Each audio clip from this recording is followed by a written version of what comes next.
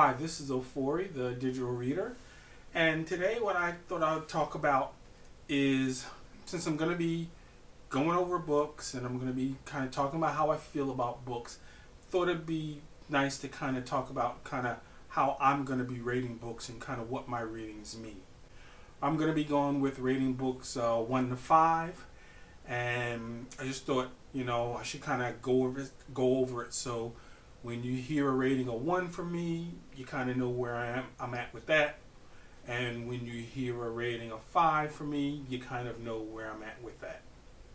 So, as far as my ratings, if I rate a book 1 star, that means that this book is absolute garbage.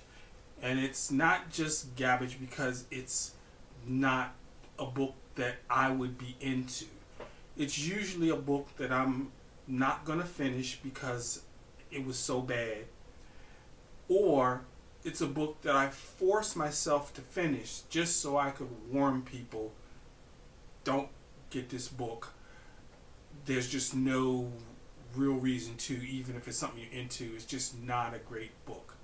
So my 1 star ratings aren't really going to be a matter of personal preference. They're going to be for books that I just thought were absolute stinkers, and I just can't recommend them to people. And more to the point, I kind of want to bring these books up to kind of tell people, don't spend your money on this book. If it's a 2-star book, for me, that means it's not a horribly written book. It's just not my taste. So most 2-star books are really going to be books that I didn't like, but just maybe they weren't my taste. I'm generally going to kind of, when I'm thinking about a 2-star book or a 1 star, I'm kind of going to give preference to what the overall opinion of the book is.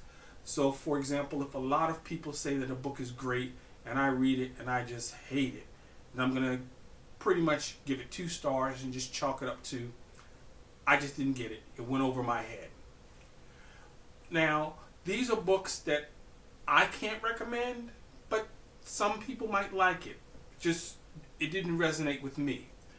If it's the first book in a series, or I'm reading a series and I hit a book that I'm going to rate as 2 stars, then pretty much I'm good. I'm done with that series. If I get a 2-star book out of a series, I feel like I've gotten all the enjoyment I can out of that. Time to move on. If it's 3 stars, then 3 stars for me is kind of a good book. I enjoyed the book, and I would recommend it to somebody with specific interests. So, for example, if I enjoyed the book, but I felt like you really had to be into mythology to enjoy it, or you really had to be into romance to enjoy it, then I would point that out when I'm talking about the book. But it's generally, I enjoyed the book because of my interest, and I think people with similar interests might also enjoy the book. 3 stars would also be a book that I thought had some flaws and some weaknesses, but overall, it was a good book, despite whatever flaws and weaknesses I thought it might have had. They weren't big enough to make it a bad read. If it's a 3-star book and it's a series, then I'm probably going to buy and read the other books in the series, but they really won't be a priority.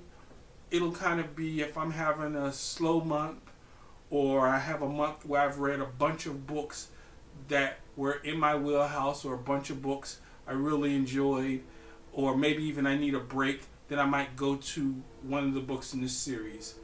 I'll always mention I live across the street from a train, and it was incredibly convenient when I was working, but now, I hear the train every now and then.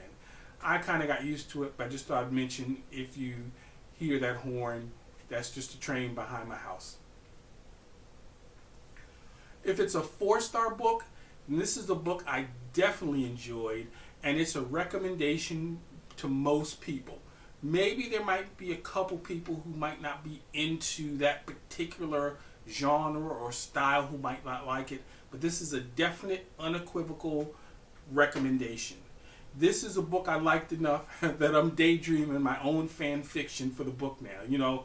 You know how sometimes when you read a book and you like it enough that you're like, this is what I would say, or this is how I would deal with that, and you're kind of like writing your own story in your mind, because the book kind of excited you enough that you kind of want more, or want to listen to more, or want more to read. So these will definitely, if it's a 4-star book and it's a series, I am definitely going to be reading the next book in the series. Now, generally, even for 4-star books, my general, not rule, but the way I generally handle a book series is usually I'll read the first 3 books in the series, and then I'll probably take a break for a book or two. Sometimes that even helps me think back to the book and feel like, did I really enjoy it as much as I did? Now, if I'm get to that 3rd book and I take a break, and when I'm reading the book that's supposed to be a break, I'm still thinking about that series, then I'm not going to torture myself. I'm going to go back and finish off that series. Now, if a book is 5-star, this is a book that profoundly affected me. This is a book I read, and I don't want to say a touchstone, but it is a book that changed the course of the things that I read in the future. It's either widened the genres that I'm interested in, or maybe even found a subgenre that I want to try now.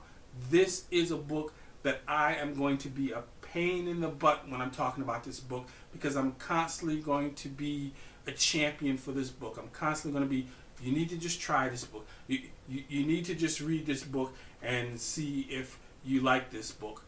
A perfect example is that there is a story by Kurt Vonnegut, and that story is Harrison Bergeron. It is almost hands down, without a doubt, it is the most profoundly beautiful science fiction short story I read in my life. When I read this book, it was decades ago, but it stuck with me and stood with me. And initially, when I got older, I tried to find this book, but it's a short story called Harrison Bergeron, which was in a group of science fiction stories. And as the years passed and things got foggy, I actually confused the name Harrison Bergeron with Flowers for Algernon. I quickly found out that that wasn't the book, but I could never remember the name. Now that I'm, getting back into books, and search algorithms have improved so much, I was just able to go into Google and basically type a 1-sentence plot of the short story, and Google told me this is Harrison Bergeron you're looking at. It's in a collection of short stories by Kurt Vonnegut called Welcome to the Monkey House. There are a couple places on the web that you might even be able to get just the short story and download it as a PDF for EPUB. But when I found the short story and I found it was in that book, Welcome to the Monkey House, I immediately bought that book. Because once I realized that it was a Kurt Vonnegut story, I read a couple other of his books, and I'm a big Kurt Vonnegut fan. He kind of reminds me, a lot of his stories kind of have an M. Night Shyamalan quality to them, where they begin with all this mundania, and then near the end of the book, he begins to tie together all these coincidences and all these things to kind of create this greater picture. So a guy who's lived his life happily his whole life, all these things fall together and he's now looking at his life deeper. Or a guy who was unhappy, as he goes through his life, he realizes that all the things that happened to him that made him unhappy helped prepare him for a particular moment. So I am definitely a fan of his books. When I think of it, that's definitely, I don't know what genre it would be, but those books I definitely like. So if there were writers like that, I'm probably going to try some of them out to see if I like them. The other thing, if it's 5 stars, I'm definitely going to be a fan of that author, and I'm going to be looking at what they wrote in the past, other stuff, other genres they wrote. I'm just going to be in their camp because they brought me so much joy with this book. I'm going to be rating for 5 stars. So that's kind of how I rate books. So if you hear me or see me give a book a certain amount of stars, you kind of get a feeling of where I am at with that book.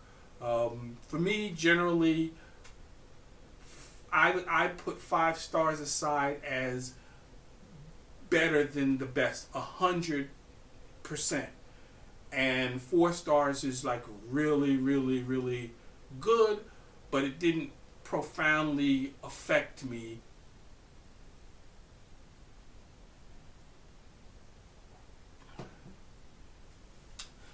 So, I guess that's it. I just wanted to kind of talk about my ratings a bit. This is Ofori, the digital reader, and keep reading.